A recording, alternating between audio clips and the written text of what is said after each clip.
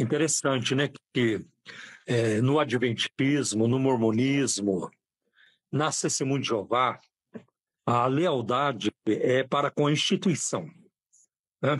É para com a instituição. Verdade. Eu, há pouco tempo, eu participei de um debate na Rádio Musical aqui em São Paulo, FM 105,7. E foi um debate com um mormon, um representante mormon, né? E esse representante mormon, alguns dias antes do debate, ele tem um canal no YouTube e ele então postou um vídeo convidando as pessoas para participarem do debate, né? Olha, eu vou participar de um debate na Musical. E ele até cita o meu nome, mas ele cita tudo direitinho, não falou nada errado, né? Eu já fui ver quem é o pastor Paulo Romeiro, ele é um apologista, assim, assim. E eu não vejo a hora de participar desse debate, eu quero ir lá nesse debate, eu quero falar muito sobre a Igreja Mormon. Uau. Eu quero falar muito sobre a igreja, eu quero falar muito sobre os missionários mormons. Aí eu comecei o debate falando sobre isso. Falei para ele, olha, eu fiquei muito triste com o vídeo que você fez. Não o que você falou sobre mim, porque está tudo direitinho que você falou sobre mim, mas quando você começa a dizer, eu quero falar muito da igreja mormon, eu quero falar muito dos missionários mormons, isso fica muito claro que a sua lealdade, o seu relacionamento, não é com Deus, é como instituição, né? É como instituição. Tá? Então, eu explorei isso logo no início do debate. Falei, se você olhar para a primeira carta de Paulo aos Coríntios, capítulo 2, e logo no início da carta ele diz, eu nada propus saber entre vocês, senão a Jesus Cristo e este crucificado. Você pega Atos capítulo 8, por exemplo, quando Filipe vai a Samaria, e o texto ali diz, e lhes pregava Cristo, né? Aí você vê, por exemplo, o apóstolo Paulo falando com os líderes de Éfeso lá na cidade de Mileto. Atos capítulo 20, a partir do versículo 17, né? Eu andei de casa em casa, de cidade em cidade, anunciando a fé em Deus e a conversão no nosso Senhor Jesus Cristo, né? A conversão a Deus e a fé do nosso Senhor Jesus Cristo. Olha o tema, olha o assunto do trabalho de Paulo, da sua produção, tanto oral quanto escrita, né? Então é Cristo. Não, e aí eu citei mais um texto que eu acho muito importante, que é o de Atos 10, 43, quando Pedro diz assim, dele os profetas falaram. Os profetas falaram de Cristo, né? Olha, eu me converti na Assembleia de Deus, mas eu não promovo a Assembleia de Deus. Eu sou pastor da Igreja Cristã da Trindade, mas eu não promovo a ICT. Como que eu vou promover? Eu quero exaltar a Cristo, né? Meu relacionamento é com Cristo, porque denominações vão passar, né? Um dia você está aqui, outro dia está em outro lugar, mas Cristo não, né? Mas você ia falar, pode acrescentar. Não, eu acho perfeito, porque essa é uma grande característica de uma seita, né? É quando você ergue a bandeira da tua denominação ali acima do nome de Cristo, né? Quando eu achei muito estranho, porque quando eu saí da igreja adventista e as pessoas começaram a descobrir, foi um choque para elas, né? Porque foi assim, um cara que estava pregando na igreja, um cara que era professor da escola sabatina, né? E para você pregar na igreja adventista não é tão fácil assim, você tem que ter muitos anos de casa, você não recebe o púlpito tão fácil, né?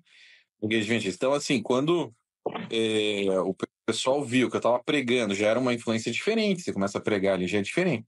E de uma hora para outra, para eles, e para mim também foi de uma hora para outra, né? Eu já posso contar aqui o que aconteceu. Eles começaram a me interpelar, assim, falar, peraí, Gleison, mas eu quero te ver no céu, você precisa voltar para a igreja, eu quero te ver no céu. Eu falei, não estou entendendo vocês, eu sou cristão, eu sou muito mais cristão hoje do que era antes, por que você não vai me ver no céu, né? Como assim? Ou seja, eu preciso crer em Cristo mais Ellen White para ir para o céu? Que história é essa? Né? E aí o povo dava um passo para trás e falava, peraí, ele, né? Ele está falando a verdade. Por quê? Por que eu estou falando isso, né? Então, alguns até se assustavam, assim, aquele choque de realidade, né? De fato, ele está falando algo que deveria ser uma verdade, né? Então, Mas, uhum, mas é contra a posição da Igreja Adventista, claro, porque ela se chama Igreja do Remanescente, não é? é isso, É, porque do Remanescente são os que sobraram, os únicos que, no frigir dos ovos, só eles, ninguém mais. É isso mesmo, é isso. É interessante, quando eu olho, por exemplo, para o mormonismo, de novo vou introduzindo o mormonismo aqui, a Igreja de Cristo, o cristianismo fracassou na Terra, apostatou totalmente. Então, o mormonismo é o evangelho restaurado, Sim. né? Mas se você for examinar a luz da Bíblia, trata-se de um evangelho deturpado, né? Que também os adventistas não fazem. Exato, porque você chega e você vê, por exemplo, Pastor Romanos 1,16, né? Porque eu não me envergonho do evangelho, pois ele é o poder de Deus para a salvação de todo aquele que crê, primeiro do judeu, depois do gentil, depois do grego. Quando você vê assim a palavra ali dunamis, ele é o poder, o evangelho é o poder, ele não é um poder, ele é o poder de Deus para a salvação. É o evangelho de Deus que gera salvação no homem, né? Essa palavra dunamis, se você for estudar ali no grego koiné, você vai ver que ela também serve para ser traduzida como prescrição médica, né? Então, assim, se você tem uma prescrição médica, vamos trocar a palavra, né? O evangelho é a prescrição médica para a salvação de todo aquele que crê. Primeiro do judeu, depois do grego, ou depois do gentil. Se você, pastor, você está com uma infecção no corpo e você vai no médico e o médico ele te receita Tilenol, vai te curar? Não vai te curar, né? Ele tem que te receitar um antibiótico, né? Então, assim, se você tem um outro evangelho que não é o verdadeiro evangelho, você não vai ser salvo, né? Por isso que Paulo fala em Gálatas, capítulo 1, versículo 8, que mesmo que um anjo venha do céu trazendo outro evangelho, que seja anátema, né? Não, e também a palavra... E a palavra de Paulo em 2 Coríntios 11, né, 3 e 4. Um outro Jesus, um outro Espírito, um outro Evangelho. Perfeito. Então, assim, as seitas, elas pregam um outro evangelho, né? É um outro evangelho. Aliás, no volume 1, você faz um tratado abrangente sobre seitas, né? As características das seitas, o que ajuda muito, né, também. Sim. E eu até gostaria de falar rapidamente sobre a característica número 8. Primeira característica número 6, mania de perseguição. O mundo nos persegue porque nós possuímos a verdade. Todo mundo usa isso aí como desculpa, né? Olha, se estamos sendo perseguidos, é porque nós estamos pregando a verdade. Eles usam muito isso. Agora, a característica número 8 diz assim: seitas invariavelmente possuem um falso profeta que se diz falar diretamente com Deus e que, por sua vez, revela segredos exclusivos e completamente novos a ele, né? E acaba até dispensando a Bíblia, né? Acontece muito disso. Sim, com certeza. Então, assim, a primeira questão ali, né, da perseguição, né? Eu acho interessante porque eu escrevi esses livros, né? E eu fiz um compilado dos livros no YouTube, né? Em vídeos do YouTube.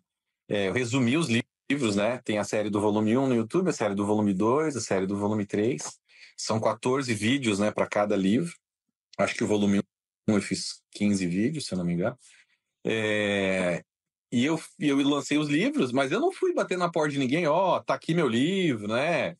Eu não fico tacando pedra em ninguém, indo atrás de ninguém. Pelo contrário, eu lancei os vídeos, lancei os livros e não tô indo incomodar ninguém. Aí eles vêm no meu canal Os anjinhos vêm, você tá me perseguindo, você tá, ó lá, o dragão está irado. Mas, amigo, mas é você que tá vindo me xingar aqui, eu não tô indo atrás de você, eu lancei os vídeos, lancei os livros e lê quem quer. Eu tô fazendo um trabalho que eu fui chamado por Deus para fazer, mas eu não tô enfiando isso goela abaixo de ninguém, né? Lê quem quer, o trabalho tá aí, foi feito, né? Eu prometi para Deus que faria, fiz, lancei, né? Mas eles ficam com essa mania de perseguição, né? Quando na verdade não é bem isso que acontece, porque eles que ficam chamando as outras igrejas de igrejas apostatadas, né? Filhos da Babilônia, né? Filhos da meretriz, na verdade são, né? Eles que fazem isso, né? Então é o contrário. E eles sempre trocam a coisa, né? É aquela ideia marxista, né? Esquerdista, né? Atribua aos outros aquilo que você faz, né? Então, acuse-os do que você faz. use do que você Chame-os faz. do que eles são. Exato. Então, assim, existe isso mesmo, né? Chame do que você é. Isso que eu queria dizer. Chame-os do que você é. De que você é. Então a gente vê, assim, nos corredores da igreja, para quem é adventista sabe que eu estou falando a verdade, né? Sempre essa questão, assim, sempre apontando o dedo, né? Olha lá, o cara é evangélico, ele tá perdido, né? E ele é o filho da meretriz, filho de Roma, etc. Sempre apontando o dedo, sempre apontando o dedo. Mas, ao mesmo tempo, com a mania de perseguição. Então é estranho. Agora, com relação à característica ali de número 8, né? Que é do falso profeta, que diz que tem um relacionamento com Deus e recebeu verdades exclusivas, revelações exclusivas ali, que vão mudar o caminho da história, né? É como se a gente precisasse, né? No caso de Ellen White, ela se diz a luz menor que aponta para uma luz maior. Por que eu preciso de uma lanterna apontando para o sol, né? Não há necessidade, né? E sempre uma nova revelação, né, Gleison? Sempre uma nova revelação, né? Então, aí nesse volume 3, de fato, a gente se aprofundou muito na questão de Ellen White. O livro é sobre Ellen White, são 12 capítulos, 10 capítulos falando só sobre ela. De novo, um livro de bastante fôlego, 544 páginas, né? E ali praticamente 95% do livro só falando sobre ela. Os 2 últimos capítulos a gente sentiu a necessidade de dar uma direção para o povo adventista que sai da igreja e fica meio que sem rumo, né? Então a gente colocou ali esses últimos 2 capítulos exatamente por causa disso, né? Por exemplo, o último capítulo é um passo a passo para o sujeito ter um relacionamento íntimo com Deus, que muitas igrejas não ensinam, né, pastor? Então a gente resolveu colocar aquilo ali para que a pessoa tenha essa bússola, né? Esse norte quando sai da igreja, para não ficar perdido. Peraí, antes de você escolher uma igreja, primeiro entre num relacionamento com Deus, deixa ele te guiar, deixa o Espírito Santo te guiar. Agora você escolhe, né? Porque o sectário, e eu falo isso no meu livro, ele tem a tendência de cair numa outra seita.